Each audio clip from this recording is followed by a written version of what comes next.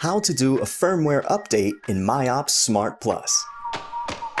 MIOPS Smart Plus is a firmware upgradable device. All hot new features and the bug fixes are released via firmware, and MIOPS Smart Plus has the capability of updating its firmware without needing any cable connection to a computer. You can use the MIOPS mobile app to update your device with a single click. The MIOPS mobile app will check if there is a new firmware every time you connect to the device, and it will show a notification on the screen if there is a new firmware. If there is an available firmware, first click the Continue button and log in with your account. Then click the Update Device button to start the upgrade process. Next, turn your device off. Now, press and hold the Up button while turning your device on. And finally, click the Start button. The firmware upgrade will start automatically, and you will see the progress on the screen.